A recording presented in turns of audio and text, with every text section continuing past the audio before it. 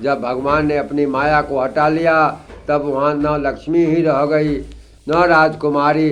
तब मुनि ने अत्यंत भयभीत होकर भगवान श्री हरि के चरण पकड़ लिए और कहा, हे शरणागतों के दुखों को हरने वाले, मेरी रक्षा कीजिए। हे कृपालु, मेरा श्राप मिथ्या हो जाए।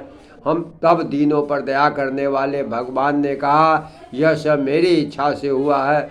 मुनि ने कहा, मैंने आपको अनेकों खोटे वचन कहे, मेरा पाप कैसे मिटेंगे।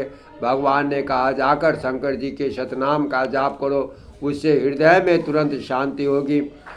शिव जी के समान मुझे कोई प्रिय नहीं है, इस विश्वास को भूलकर भी न छोड़ना। हे मुनि, शिव जी जिस पर कृपा नहीं करते वह मेरी भक्ति नहीं पाता।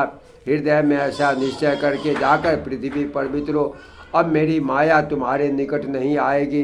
बहुत प्रकार से मुनि को समझा बुझा कर ढाढ़स देकर तब प्रभु अंतर ध्यान हो गए और नारद जी श्री रामचंद्र जी के गुणों का गान करते हुए सत्यलोक ब्रह्मलोक को चले। शिव जी के गणों ने जब मुनि को मोह रहित और मन में बहुत प्रसन्न होकर मार्ग में जाते हुए देखा तब वे अत्यंत भयभीत होकर नारद जी के पास आए और उनके चरण पकड़कर दीन वचन बोले, हे मुनिराज, हम ब्राह्मण नहीं शिव जी के गण हैं। हमने बड़ा अपराध किया जिसका फल हमने पा लिया। हे कृपालु, अब श्राप दूर करने की कृपा कीजिए। दीनों पर दया करने वाले नारद जी ने कहा, तुम दोनों जाकर राक्षस हो जाओ, तुम महान ऐश्वर्य तेज और बल की प्राप्ति हो, तुम अपनी भुजाओं के बल से सारे विश्व को जीत लोगे। तब भगवान विष्णु मनुष्य का शरीर धारण करेंगे। युद्ध में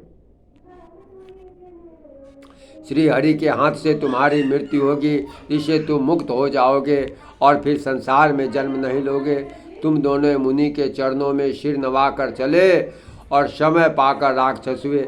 देवताओं को प्रसन्न करने वाले, सज्जनों को सुख देने वाले, पृथ्वी का भार हरण करने वाले भगवान ने एक कल्प में उस समय मनुष्य का अवतार लिया था। उस प्रकार भगवान ने अनेकों सुंदर सुखदायक और अलौकिक जन्म और कर्म हैं।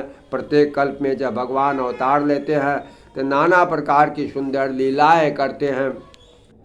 तब मुनीश्वरों ने परम पवित्र काव्य रचना करके उनकी कथाओं का गुणगान किया और भांति भांति के अनुपम प्रसंग वर्णन किया, जिनको सुनकर समझदार लोग आश्चर्य नहीं करते। श्री हरि अनंत है और उनकी कथा भी अनंत है। सब संत लोग उसे बहुत प्रकार से कहते सुनते हैं।